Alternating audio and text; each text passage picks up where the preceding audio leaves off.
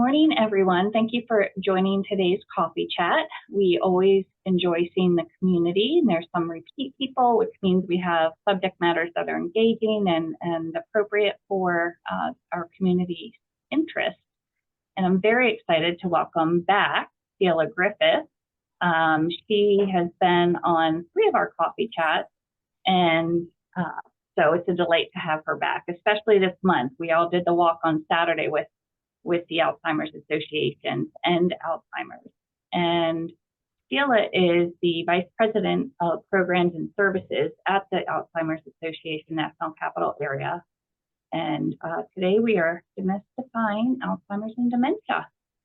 So Sheila, I will turn it over to you. Thank you so much, and good morning, everyone, and thanks for being here. You know, we do a lot of education programs like this, but this is more of a discussion. So looking forward to hearing any comments or questions people might have during our presentation. But so I just want to say thank you to anybody else who has participated in our Alzheimer's Association walks to end Alzheimer's, especially in our industry. This is, you know, just an important cause, I think, for all of us who are caring for seniors that have either Alzheimer's disease or dementia, or and we're going to learn about that. And there's dementia that's leading maybe to Alzheimer's disease. So that will be our topic today. But thank you for any participation always in our walks. And if you missed the walk this weekend, we have more walks going on. So this is a big part of what we're trying to do right now at the Alzheimer's Association, is really get people to have an awareness of this disease, both Alzheimer's disease and dementia, and the impact of it in our community. But we're at a point now where we have over 6 million people in this country who are living with Alzheimer's disease or dementia. And you can see here our mission at the Alzheimer's Association is we lead the way to end Alzheimer's and all other dementia by accelerating global research, driving down risk reduction and early detection, and maximizing quality care and support. We used to have no, this part of our mission was different, where we didn't have end all other dementia. But we realize, and you'll see in our presentation today, that dementia is a really important part of Alzheimer's disease itself, but also in detection, and all of the things you do for Alzheimer's disease, you're doing for dementia also. And sometimes they're intertwined and sometimes they're not. So we just include dementia in what we're doing in our mission. So let's talk about dementia, and maybe this is a little bit of a review, but maybe not. This is the #1 question we get asked at any kind of program, education program we do at the Alzheimer's Association. People say, you know, we could be talking about communication with somebody with Alzheimer's disease, or we could be talking about behaviors of somebody with Alzheimer's disease, but it always comes down to what is the difference? Because you'll hear dementia and Alzheimer's disease so often together. People say, is it the same thing? And so we're here to say that, no, it's not the same thing. So dementia, you can see this umbrella on the screen, and we like to say it's an umbrella term for loss of memory and loss of the ability to think clearly and plan, and all of these things, these losses that have to be severe enough to interfere with daily life. So I always say to people, dementia is a symptom, that something's not quite right. So it can be a symptom, but then if you look on the right side of the screen, it also can be a type of dementia, can be the disease. So under the types of dementia that are diseases, you'll see Alzheimer's is the #1, first one named. And that's because the majority of people who have dementia, and it's leading to Alzheimer's disease, about 70% of the people who have dementia are leading to Alzheimer's disease. The other things it could be leading to are vascular dementia, Lewy body dementia, frontal temporal lobe, and even things like Huntington's disease can have dementia as a component of it, as well as Parkinson's. And then there's, at the end, a mixed dementia, where there could be it could be from more than one cause. So dementia in itself is a big subject, and anytime that somebody is, diagnosed with some form of dementia in some way, it's always good to continue with the diagnosis. Don't stop with just dementia, and see if it's leading to something. So often, as we said, it can be leading to Alzheimer's disease. And so Alzheimer's is the brain disease. So dementia could be the umbrella term for a lot of different symptoms that are happening. And it also could be a form of a disease. And Alzheimer's is an actual brain disease.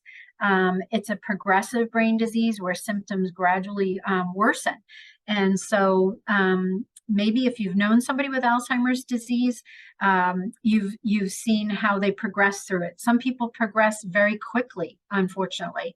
They say that you can live with Alzheimer's disease being diagnosed anywhere from 2 years is the quickest it can go, to even 20 years. My background is in nursing home care and assisted living, and I've seen people who've lived many, many years in a nursing home with Alzheimer's disease. And the symptoms of those, the memory loss, problems with thinking, behavior, communication, they're interfering with daily tasks, and they're severe enough. So with Alzheimer's disease, we talk about it having like an early stage, a middle stage, and a late stage. And in the early stages, all of the symptoms and the memory loss is mild and is just in the beginning. As the disease progresses, in say somebody in the late stage, they will need probably around-the-clock care. So 24-hour care, help with everything from bathing, dressing, of course, to even eating and drinking, and of course, other things like medication management and all that. So, and unfortunately, the disease is progressive and fatal, ultimately fatal. We hope that we'll have a point where, especially now that we're in our walk season and we're raising money for research, and we hope that we're going to get, have some real success, that I can come back here and have, instead of just talking about Alzheimer's and dementia, I can talk about the cure, maybe for Alzheimer's and dementia.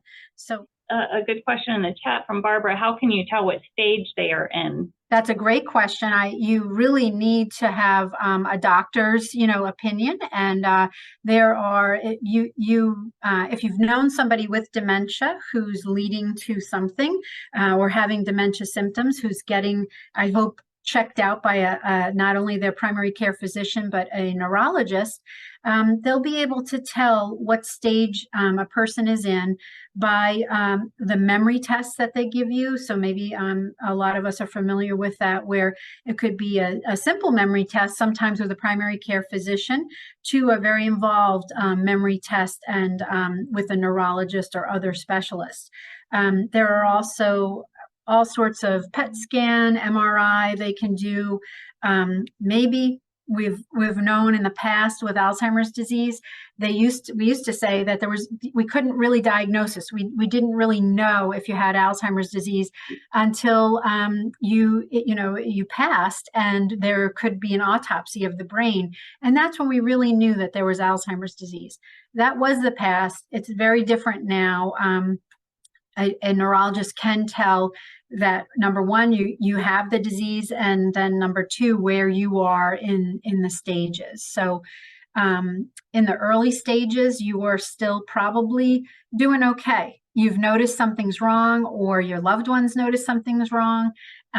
Maybe you don't need help in the home yet. You're managing with just a caregiver or somebody who, in your life who's helping you with your memory issues, maybe, and you might be getting lost. Maybe you shouldn't be, think about stopping driving because you seem to be getting lost a lot, but hopefully you're getting a diagnosis in that early stage. Sometimes what happens is we don't get a diagnosis till we're well into the middle stages.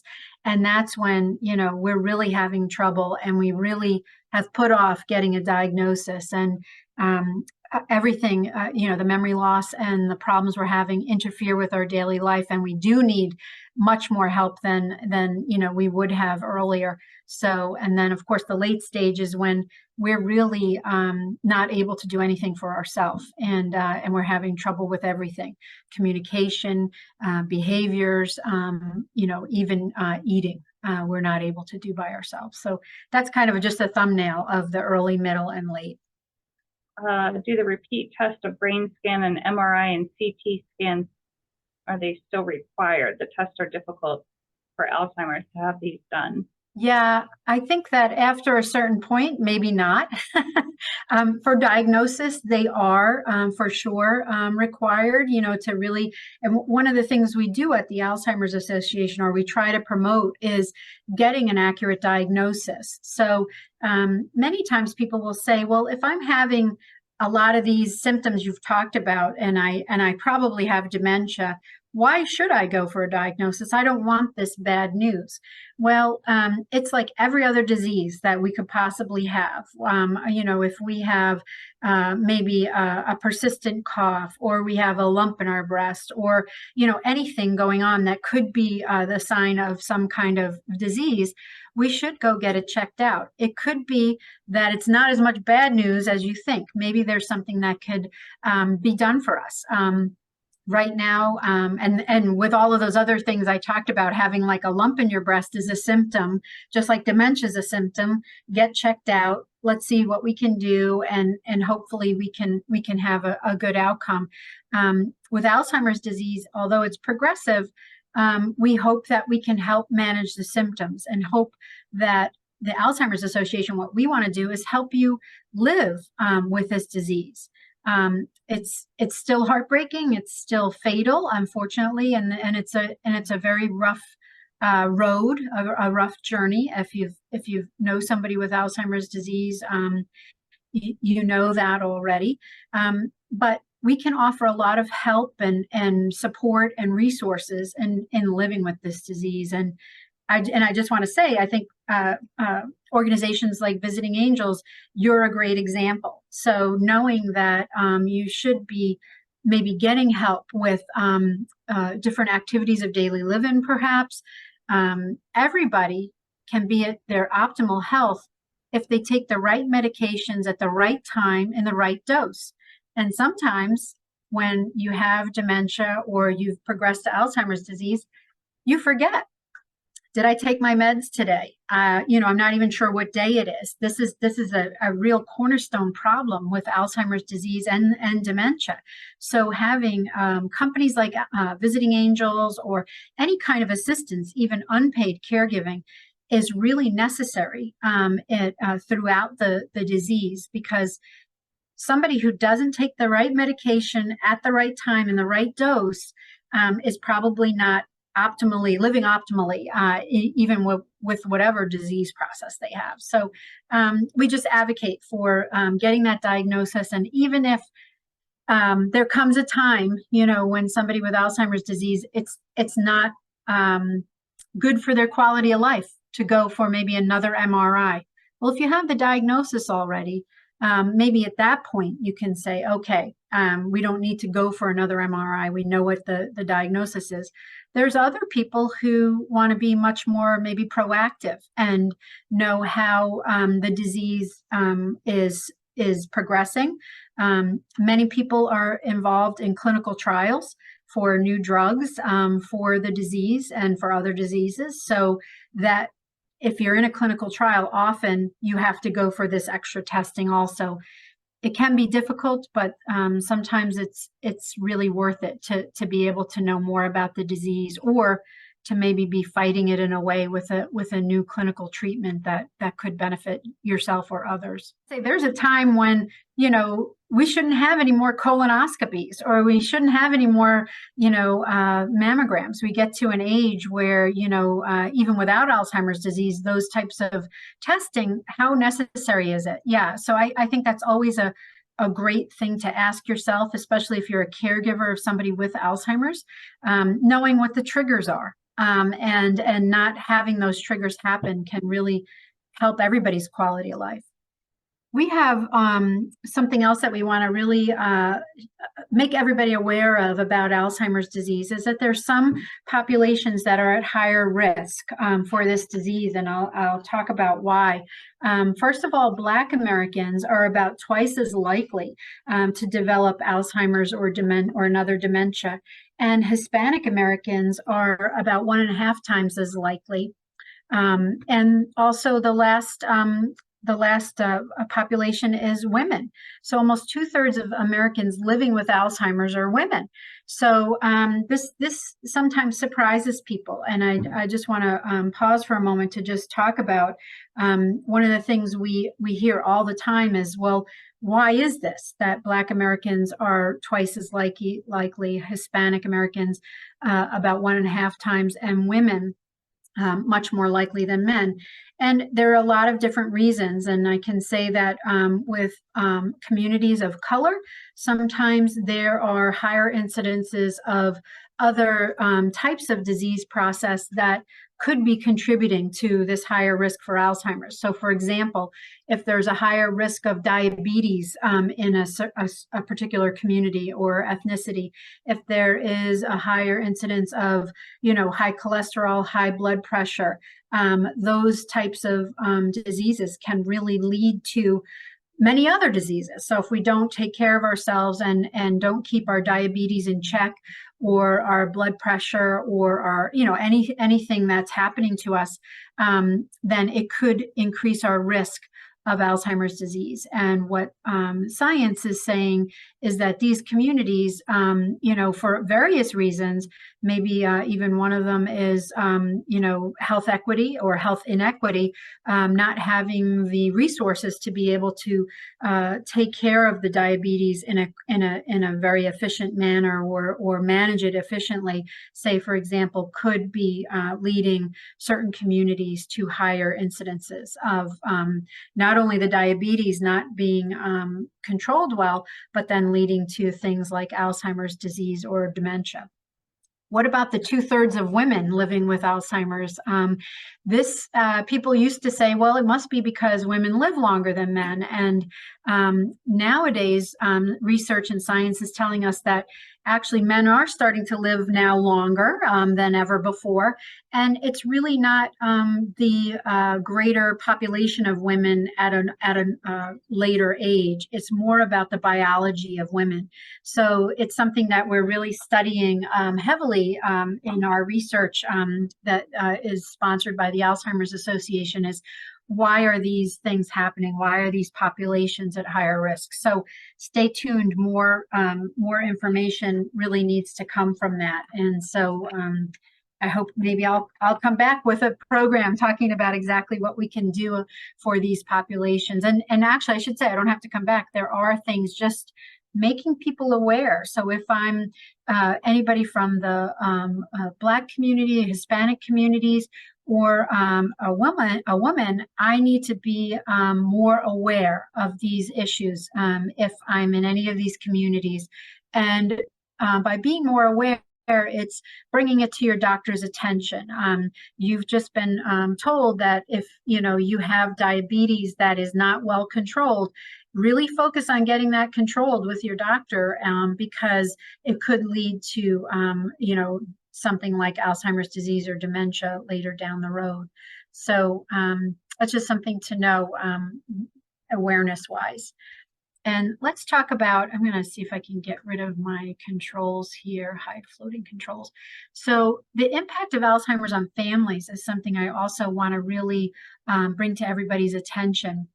So we really are so grateful for people who we call unpaid caregivers. So let me just say that paid caregivers are all of the professionals that we're also very grateful for, that are in organizations like Visiting Angels, but in all the nursing homes and assisted living and any kind of community setting that is helping us take care of our loved one who might have this diagnosis. But we know from the paid caregiving aspect of this and the unpaid caregiving aspect of this that caregiving in general for somebody with this disease takes a tremendous toll.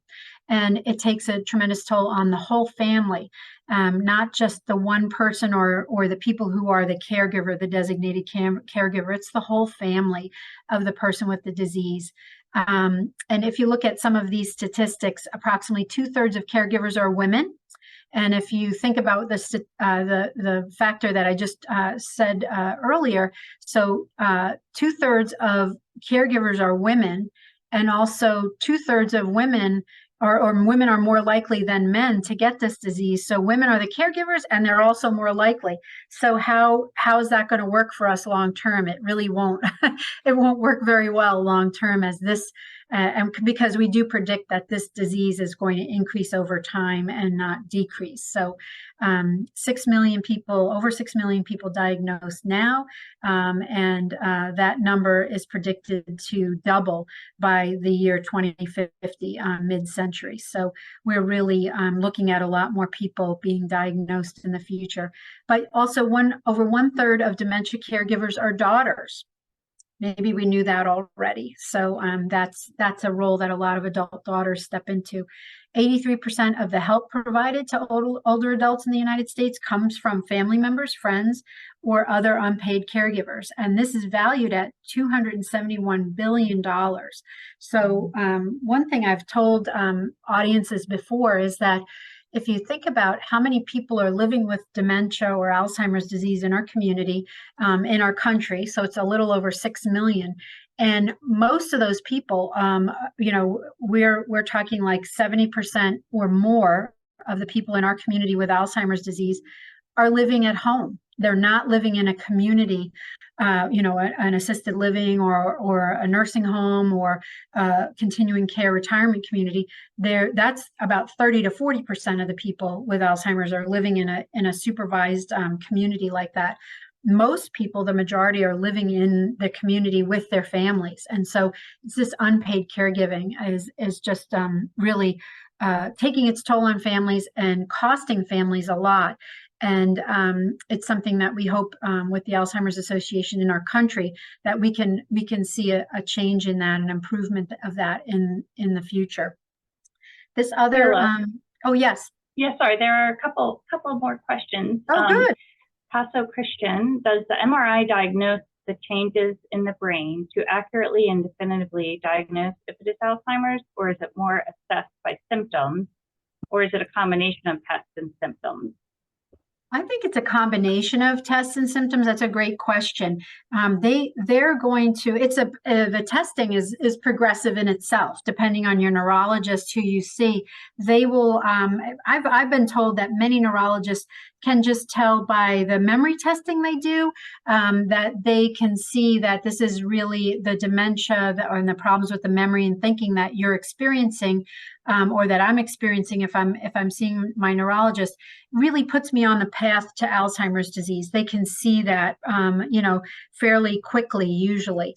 They usually diagnose you, maybe people are familiar with mild cognitive impairment. That's kind of like your before the early stage. We know something's wrong. It looks like dementia. We're going to keep going with the testing, and it tests as mild cognitive impairment, which is you're still independent. Maybe you're still able to do a lot of things, but you are having some difficulties, and maybe it's showing itself as memory loss. But each neurologist I know might have a different answer, but I think there's a pathway to testing and finding a neurologist that you like and that you trust, of course, and that is working with you well, and getting that diagnosis. I think they do want to have people get MRIs or other type of tests like that to really look and see, do they see, the plaques and tangles that are usually, one of the hallmarks of Alzheimer's disease. Or if they don't see it and they still the person is still experiencing dementia, then what could this be? And let's really get to the bottom of it. So I think those MRIs are still very needed, and it is a combination of both, depending on the neurologist that you see. But thanks, that's a great question. There are a couple more. Great. Paula, I've read that elderly not getting 7 to 8 hours of sleep can increase the possibility of getting Alzheimer's dementia. Any comments on that? Yes, I think, well, we have a program, and maybe if you've followed the Alzheimer's Association before, we do a lot of education programs, and we have one called Healthy Living, where we talk about, yeah, that science is, research and science is telling us that as adults, to have a healthy body, healthy heart, and healthy brain, because that's the first thing we say is what's good for your heart is really going to be good for your brain. Keeping that blood flow going is really ideal to having, optimal brain health. But adults need to sleep. I think it's something like 7 to 9 hours. That's the best sleep you can have. And when I do this in person, I always say to people, and if I'm doing that program, raise your hand if you're getting this great sleep from 7 to 9 hours a night. And maybe a third of the people will raise their hand, and it is something that research has said, getting the best sleep you can and working on that. There's so many apps and different programs that you can get to help you sleep better, either through meditation or white noise, green noise, anything. Even having a sleep aid, maybe help, a sleeping pill or something else, to just get your body trained to try to get that sleep. So yeah, science and research does say that it's not that it would reverse Alzheimer's or completely prevent it, but it is something that to get ideal brain function and optimal brain function, we should be exercising, eating right. I'm sorry, it's all the things your doctor tells you: exercise, eat right, get good sleep, avoid head injury, stop smoking, only drink alcohol in moderation, and really, and also staying active socially is important too for our brain health and for our well-being. So yeah, it's definitely something I think we should all be working on if we're not getting that full night's sleep, or if we're not getting 7 to 8 hours, even, piecing together the sleep we get. We should be making sure our brain is rested. So challenging for many of us, including myself. It takes a lot of discipline, and in this area in particular, it's so many opportunities around, and it's a never-ending battle. And I think also I was just going to say, and also not only for us, as we're talking about prevention maybe, or a way to lower our risk, by getting good sleep or exercise or anything, but one of the things that's really hard is if your loved one who has this diagnosis doesn't sleep, and then that means you don't sleep either. So we really try to help families kind of get ahead of the curve there if their loved one is starting not to sleep at night and maybe showing signs of sundowning.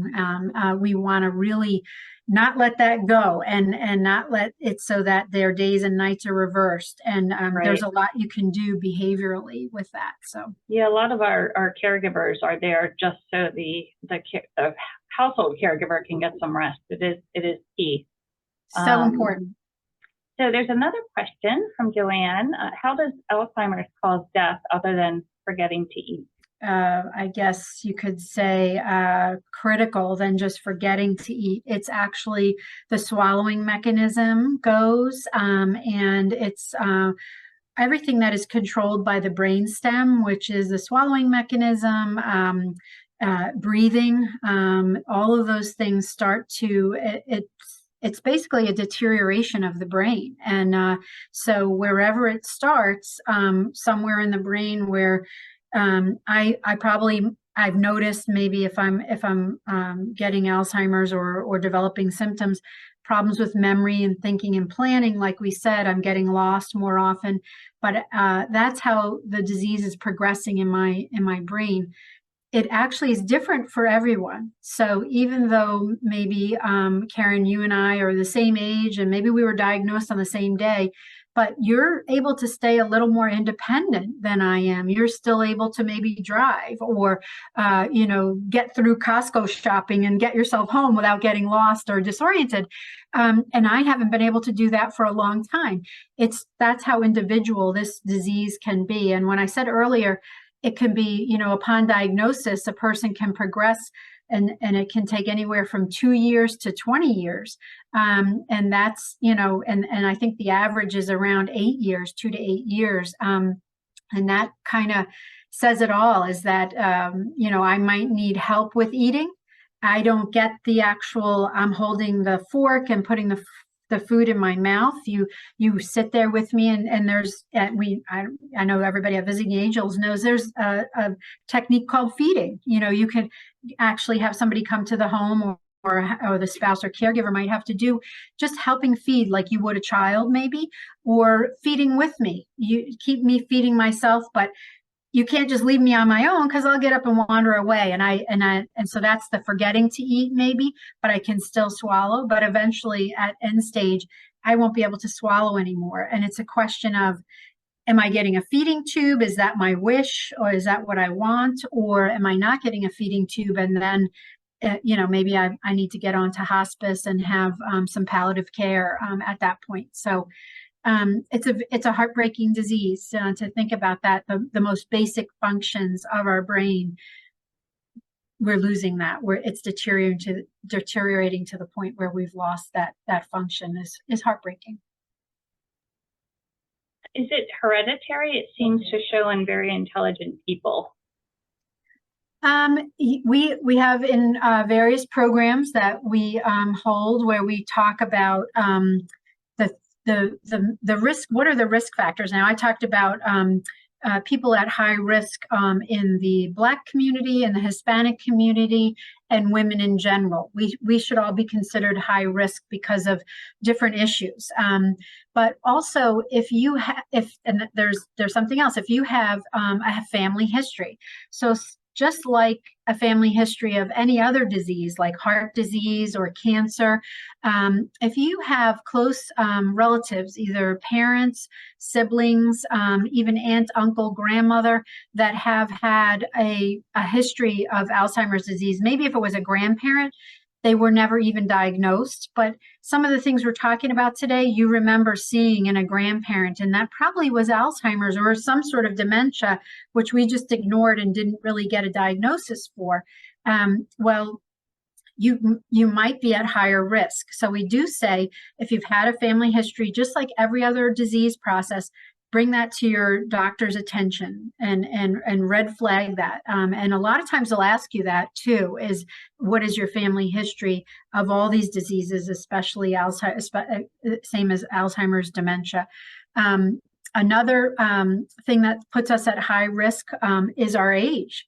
So as we age, just if we have a family history, but as we age, we are more at risk for developing this disease. So I didn't say this earlier, but out of over 6 million people diagnosed, there's a very small portion of people who have Alzheimer's disease, and it's called early onset. It's they're younger than 65. 65 is the age where, we can expect to be at higher risk for a disease like this. Under 65, in our 50s, and sometimes as early as our 40s, unfortunately, we could get what's called younger onset. And it is Alzheimer's disease. It's just happening at a younger age. So yes, family history. And as we grow older, we do become more at risk. Thank you, Sheila. A couple more from Joanne. Do you think breath work would help in bringing more oxygen to the brain? Would that help reduce the risk? I think any kind of cardiovascular activity you do, so whether it's in meditation, breathing, breath work, but also moving. We don't have to go run a mile right now. And if we're at a certain age where we're not going to do that, we can't do that even anymore, but we can all raise our heart rate and our breathing to the point where we're working our cardiovascular system. It definitely benefits our brain, and anything we can do, research is telling us like 30 minutes a day, even if we could, and several times a week, if we could do even a walk, Today, I'm not able to walk well, maybe, but I'll go ahead and walk with a walker or walk with a cane or just walk slowly, maybe for 10 minutes today. And I'll maybe try that a couple times a week and see if I can build up my endurance and my stamina, and just trying to, and if I can't walk, maybe just from a chair standpoint, chair exercises, they can get your cardiovascular heart rate and breathing up. But yeah, I would think breathing in any kind of activity that gets us moving is really beneficial to the heart and the brain. And it's about that blood flow to the brain. Mm-hmm. And I had a question. Could you share strategies for improving communication with someone in the later stages of dementia, particularly when verbal skills have significantly declined? That's a great question. And so when we get into that late stage and we've seen a lot of losses and there's a lot of declining, and it may be that I'm in the late stage and I'm really bedbound, we say, or, I can maybe in a chair or a bed most of the time. And the important thing to remember, first of all, is that I'm still me. I'm still here. I'm in here. And that's the really, I think, heartbreaking part of this disease, is that even though I'm losing my memory, even though I'm losing my ability to maybe think, in the late stages, I can't communicate how much of that is still there or not still there. So the best thing to do is to just treat me like me. What do I like? Do I like, when you bake chocolate chip cookies and you, give me a couple bites of it, or if I'm still able to eat something like that.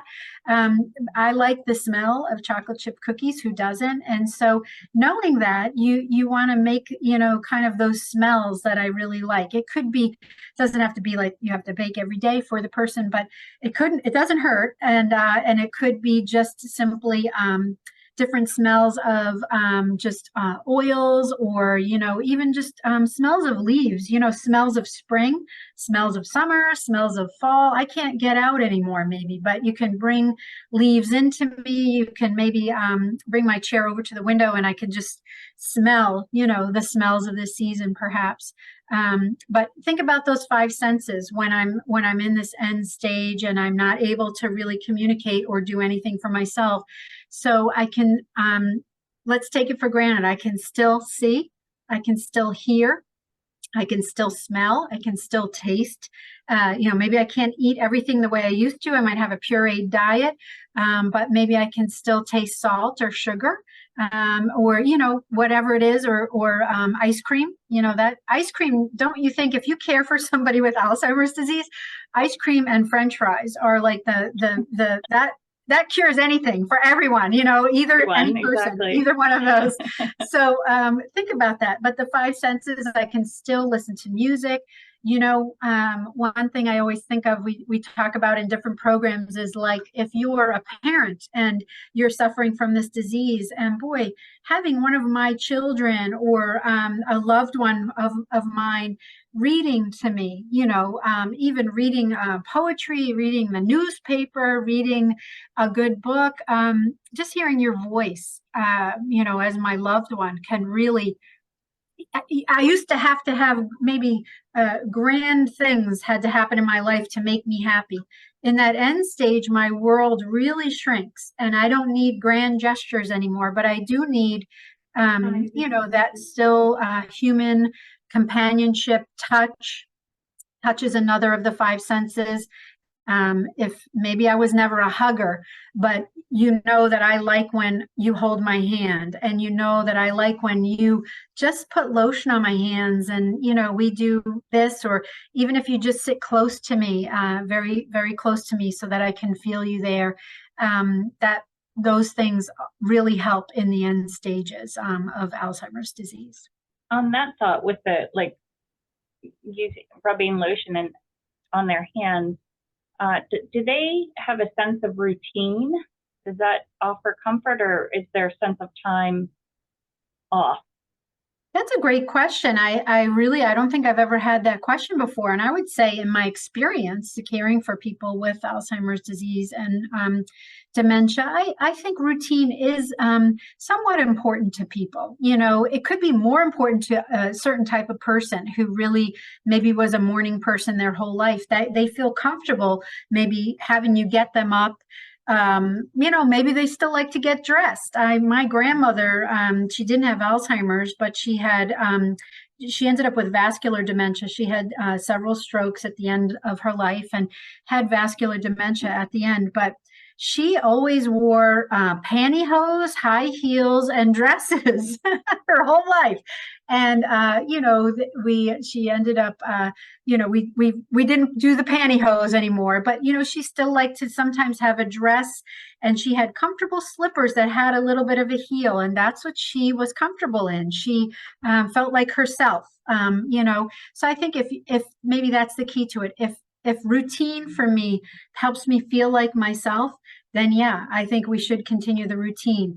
Maybe the routine now is not so much the pantyhose or the dentures or the dresses, but it's just sitting up, being out in the sunshine in the next room or by the window, and maybe listening to music in the morning. And then maybe there's something else that happens in the afternoon, but I know in the mornings we'll listen to some good music that I like. I think that is still important and something to think about. Yeah, the familiarity. So individual too. Yeah. And sometimes you can't tell with caregivers, you know what I mean. Is this working for them? Do they like this? And hopefully I can still smile or make eye contact with you, and maybe you can tell. But sometimes it's hit or miss, and you got to just keep trying and looking for those signs that this is something I like right now, or nah, I didn't really like this right now. You know, I don't feel like this today. So we have another great question from Joanne. Have there been any reported cases of the reversal of Alzheimer's? If so, where can the study be found? Wow, never thought about that. Yeah, not that I know of that there's been scientific studies of reversal of Alzheimer's disease. I don't think we're there yet. That's my personal opinion, but I would Google it just to be sure. But we have these great at the Alzheimer's Association, we are saying, and we feel we're in the era of new treatments here, where if you've known somebody with Alzheimer's disease and you've cared for them or just known them, they probably in the early stages were on some oral medications that, you know, they didn't stop the disease. They didn't stop the progression. They helped with some symptoms. So there are different drugs that have been on the market and continue to be on the market that are an oral pill that are prescribed, and they help some people with some of the symptoms. In our new era of treatment now, in the last 2 to 3 years, we've come up with some IV therapies, which are IV drugs that have to be given in a therapeutic setting through IV. And these drugs, like Leqembi, is one that's on the market now that is approved by the FDA, that has started to show that it's changing the biology of the disease, which is a great step in hopefully maybe curing the disease, maybe reversing like the person's asked, or at least maybe is there a way we can push this off? You know, okay, we see signs of it in my brain, and maybe I'm in the early stages. Could it push the middle stage and the late stage off as late as possible, so I can go through my 60s and 70s and maybe 80s just in this early stage, if that's what we've caught it at. And you know, if we could reverse it, even better, and cure it, terrific. But we hope we're close. What I will say is that I've seen in my career people who are diagnosed with dementia. Off the bat, they have problems with thinking, memory, planning. And maybe you've seen this before too. In my nursing home days, I remember somebody who was living alone, found on the floor of the kitchen, fell, couldn't get up. Somebody called 911. They went to the hospital. They are in the emergency room for a portion of time, and then they come to our nursing home. And this person is in really bad shape. they fell and, maybe were on the kitchen floor for 2 days, dehydrated, malnutrition, didn't get their medications, obviously, all these things working against them. And so at the nursing home, we're going to rehab this person and really try to see what we can get from them. And so in some cases, you can actually reverse the dementia. So just by being hydrated, eating food, taking your medication on time and the right dose at the right time, and balancing it with, sometimes people can show signs of dementia with a vitamin deficiency, with a UTI. Sometimes people who are elderly could get a UTI and not even be aware of it. Sometimes I could develop a UTI and I can't really communicate well anymore because I'm in the middle to end stages of Alzheimer's disease. This actually is going to make it worse for me, could make my symptoms of dementia or Alzheimer's disease worse. Sometimes if you just clear up the UTI, these symptoms of dementia, like all of a sudden I've never had memory loss before and I have it, can really be eased and really almost be reversed in that way. Now, this is somebody who doesn't have, this history or is not going down this road before. This is somebody who, or another one is alcohol and drug abuse. And those types of people can also show signs of dementia. Once we stop abusing alcohol, stop abusing drugs, they get a little more clarity. The brain is functioning a little bit better. So as far as reversing Alzheimer's, I don't know so much that's happened, but dementia is something, and a good reason to get it checked out. Maybe there's something that can happen. Maybe there's something you're not aware of that can be done for you. On that note, is there a specific type of neurologist we would look for to get the testing done, or? I think in your area, we're in a great place in the, we call it the National Capital Area, the DMV, just in Maryland, Washington, D.C., Northern Virginia. We have so many great options for neurology, as well as even if you are somebody who is diagnosed and going down that path to dementia, maybe to Alzheimer's. Memory clinics at Georgetown, and Johns Hopkins, as well as NIH, of course. So we're in a really great area here to participate in different kinds of clinical studies, but also I hope to get the best care possible. If you live in a rural area, maybe not in this part of the country, there might be a lot less neurologists to choose from. So I think here, it does. That I would always recommend to somebody, no matter what doctor you're trying to see, make sure it's somebody that you like and that you trust, and that is working with you the way you want to be worked with. And especially with this Alzheimer's diagnosis, you want them to follow you. You want to see them and be followed with this disease. So make sure you like them and you trust them. It's great. Why don't we keep going with the questions? And I stopped sharing, but I'll just put up my screen real quick with this is just our resources for the Alzheimer's Association and everything you really need to know, if you need to contact us or if you'd like more information. We'll just keep going, and you can see our alz.org is our website, as well as our helpline number for 24/7, 800-272-3900.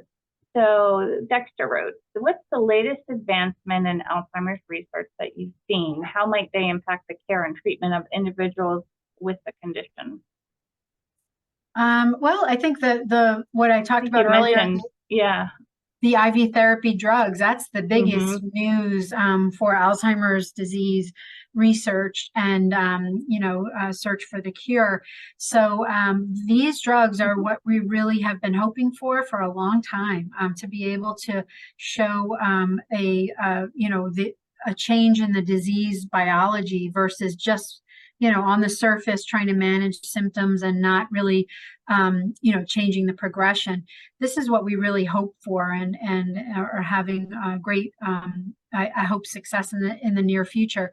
But one thing I do want to say is that we are still in need for participation in clinical trials. And that's how drugs like this, these IV therapies now, are being developed, is not just out of the blue, but through clinical trials and clinical studies. And if you go to our website, alz.org, and there's a part, you could just go under research, and there's something called Trial Match. And this is a way to just take a look at what is being studied right now in Alzheimer's disease research and dementia research, and just maybe get involved. We are very hopeful that we'll get more people from the Black community, from the Hispanic community, and of course continue with more women. They're the most people who are participating in clinical trials, and I think this is true of a lot of drugs as well as diseases. The drugs treating the diseases are mostly men.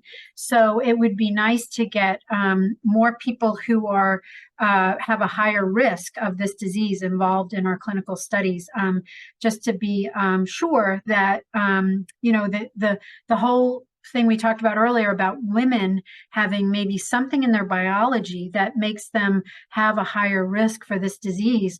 Well, we need to study more women. It's not helping us to study more men maybe as much as it would be women, or women of color even more so.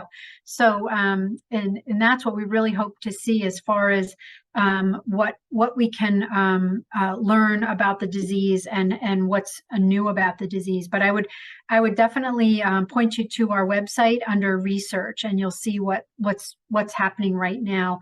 But it's great because there are things like diet. What kind of diet is the best for somebody who maybe wants to lower their risk, as much as possible. And we talked about exercise and things like that.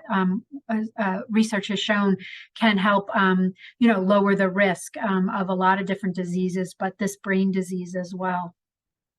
Sheila, Tasso asked, aren't there risks associated with some of those IV therapies? If so, does the benefit outweigh the risk?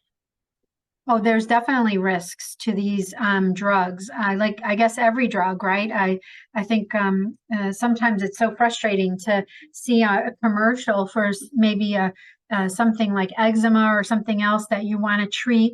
And then if you listen to the commercial, there's all these side effects and all these other things that you're like, wow, is it even worth it to treat my eczema, to maybe develop these side effects? So it's the same with these IV therapies. Unfortunately, there are some side effects. And I think through your doctor is the best person to work with to really understand the risk benefit to relationship to taking a drug. So I know there are, well, I would say a year ago, I had never met anyone who was in any of these, taking any of these IV therapies.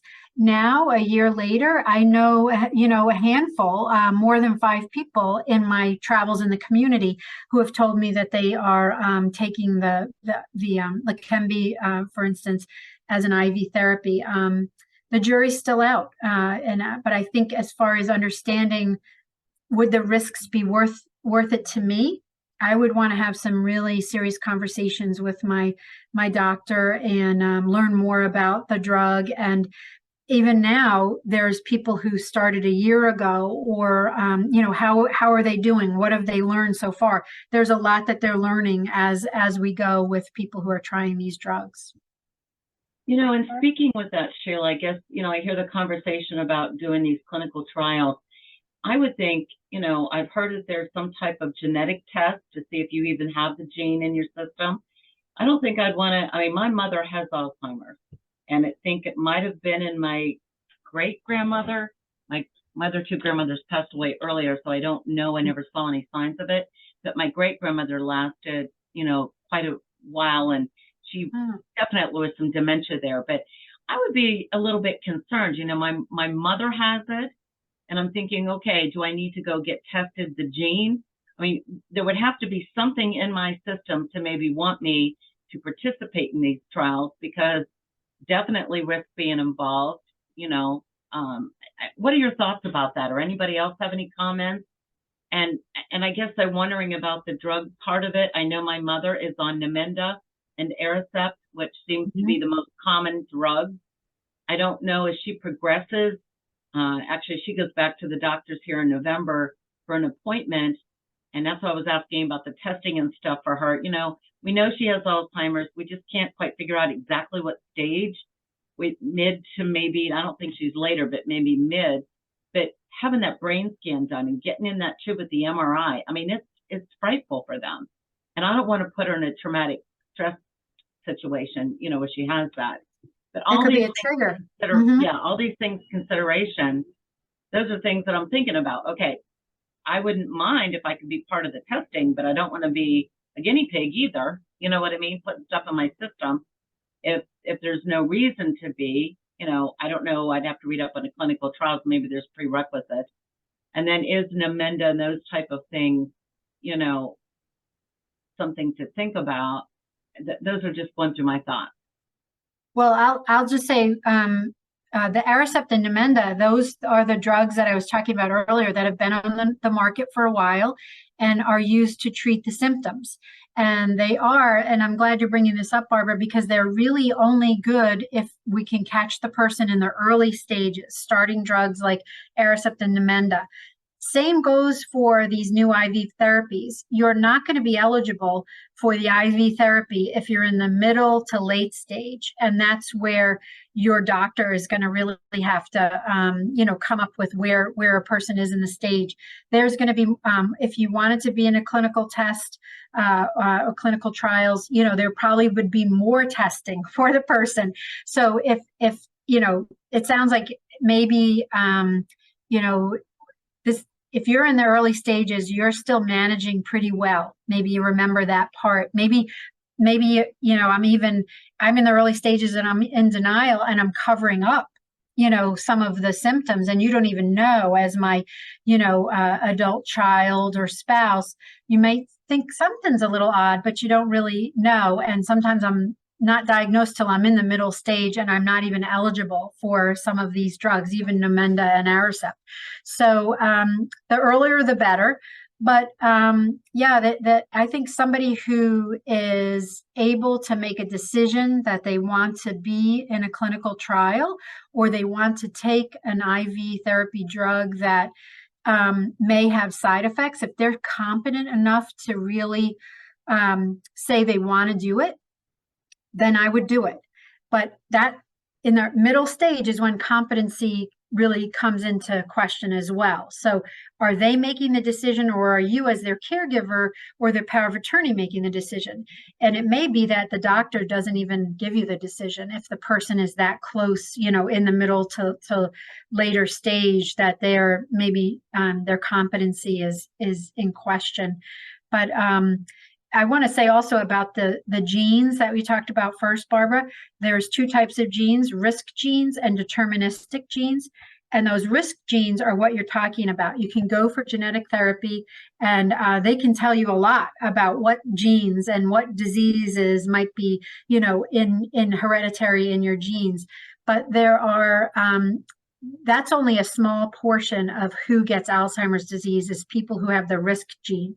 Even you might not have the risk gene, but you have the family history, you could still get it. And so that's another mystery about Alzheimer's disease, is that we see that there's two types of genes of people who are getting Alzheimer's disease. Those risk genes, they're definitely getting it. The deterministic genes or the family history, you might not get it. It might be, you know, that it's not coming to you. It's for whatever reason, and we want to know more about it to understand that. Thank you, Sheila. And I would like to be respectful of everyone's time. Unfortunately, it's 12:01, so we need to wrap things up. I want to thank you so much for coming back and being with our community. A lot of people had questions, so we're excited that they have first direct contact with you to get those questions answered. I have posted your information in the chat box, and for those of you who don't know, if you click on all those links, they'll just open up different tabs in your browsers. So there's one with Sheila's organization. We also ask that you complete a short survey. We're always looking for feedback on these coffee chats, and we definitely appreciate any feedback. And I would like to announce next coffee chat in November, we are Empowering veterans. Your path to Maryland VA benefits start here. So Visiting Angels is a preferred agency with the Veterans Affairs Office, and so we can share all about what benefits are available to you and your family. Sheila, thank you again for coming. I learned so much, and my mom is early dementia, so I'm really delving into all of this. I would love to thank the audience as well. Thank you for attending, and have a lovely day. Thank you for having me. Bye, everybody.